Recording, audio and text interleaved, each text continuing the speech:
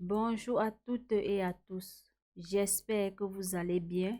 Aujourd'hui, nous allons vous proposer une simulation de l'épreuve d'expression orale du TCF Canada. Suivez attentivement.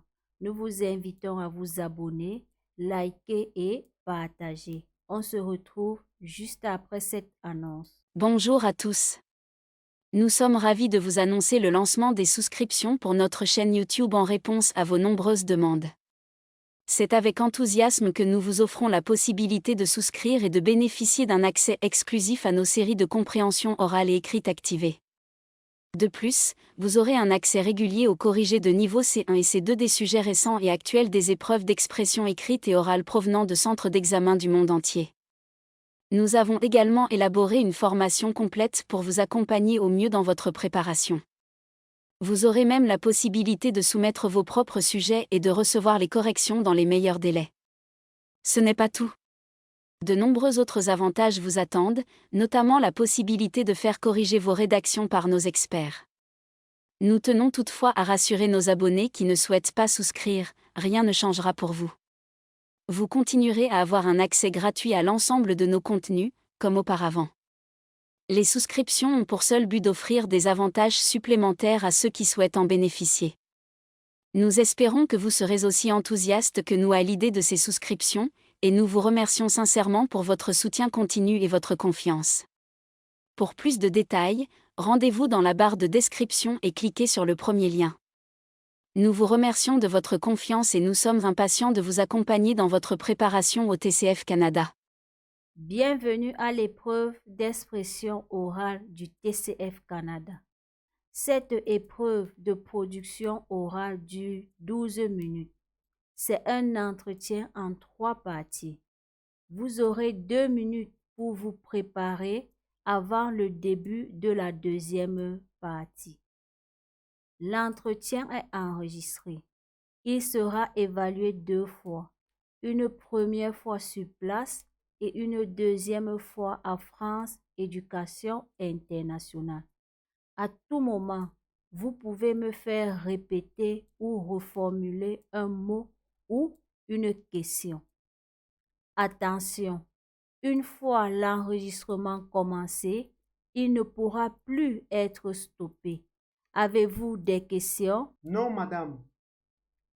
Nous commençons. Voici la première tâche. Cette partie de l'épreuve dure 2 minutes. Est-ce que vous pouvez vous présenter? Bonjour, je m'appelle Ngo Bakari, j'ai 28 ans et je suis originaire du Cameroun. Actuellement, je réside dans le quartier Koldongo à Yaoundé. En ce qui concerne mon parcours scolaire, j'ai obtenu mon baccalauréat scientifique en 2010 au lycée de la Cité Verte à Douala. Par la suite, j'ai poursuivi mes études à l'université de Yaoundé 1 où j'ai obtenu une licence en génie informatique en 2014. Professionnellement, je travaille comme ingénieur en informatique depuis 2015 et je suis spécialisé dans le développement de logiciels et d'applications. En dehors du travail, je suis passionné de football. C'est mon sport préféré et j'aime jouer avec mes amis chaque semaine. Ma couleur préférée est la couleur verte car elle me rappelle la beauté de la nature et de la vitalité. En ce qui concerne mes qualités, on dit souvent de moi que je suis persévérant, créatif et attentif aux besoins des autres. Je suis marié à une femme merveilleuse nommée Aïssatou, avec qui je partage une relation basée sur l'amour, la confiance et le respect. Mon épouse et moi avons un projet d'immigration au Canada. Nous souhaitons y aller pour explorer de nouvelles opportunités professionnelles et offrir un meilleur avenir à notre famille. Je vous remercie. À présent, nous passons à la tâche 2. Cette tâche dure 5 minutes 30 secondes au total. Vous allez recevoir un sujet. Vous devez me poser des questions pour obtenir des informations. Vous avez 2 minutes pour préparer l'entretien. Vous êtes autorisé à prendre de courtes notes si vous le souhaitez. Tenez cette feuille de brouillon. Vous ne devez pas écrire sur le sujet. C'est vous qui parlez en premier et c'est vous qui conduisez la conversation. L'entretien doit durer 3 minutes 30 secondes. Vous pouvez demander plus de précision ou faire répéter des informations. Je vous lis le sujet. Je suis votre voisine. Vous venez d'arriver au Canada et vous cherchez une école pour vos enfants. Posez-moi des questions. Vous avez 2 minutes de préparation.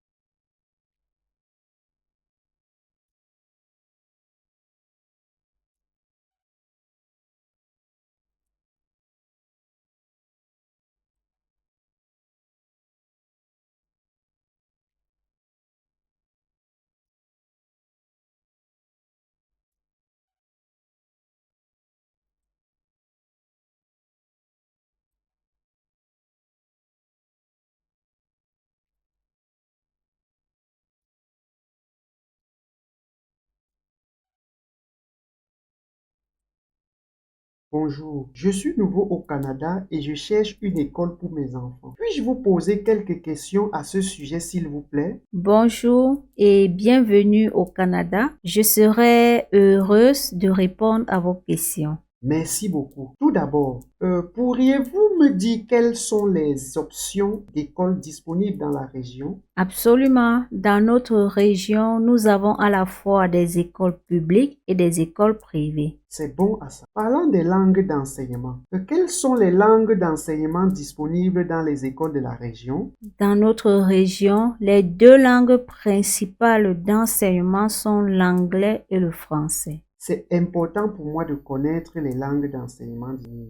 Quels sont les critères d'admission pour les écoles publiques et privées? Pour les écoles publiques, généralement, les enfants doivent résider dans les zones de désert de l'école pour être admissibles. Certaines écoles publiques peuvent avoir des critères supplémentaires tels que des exigences linguistiques pour les programmes d'immersion française. S'agissant des écoles privées, elles peuvent avoir leurs propres critères d'admission tels que des entretiens, des tests académiques ou des frais de scolarité. Je comprends qu'il peut y avoir des critères d'admission différents pour chaque école. Quels sont les frais de scolarité pour les écoles privées et y a-t-il des frais supplémentaires à prévoir dans les écoles publiques? Les frais de scolarité pour les écoles privées varient en fonction de chaque école et de leur programme spécifique. Quant aux écoles publiques, elles sont financées par le gouvernement et ne facturent pas de frais de scolarité. Cependant, il peut y avoir des frais supplémentaires à prévoir dans les écoles publiques, tels que les frais d'inscription, les frais de fourniture scolaire. Utile de savoir. Quel type de programmes éducatifs sont proposés dans les écoles de la région? Les écoles de la région offrent généralement généralement un large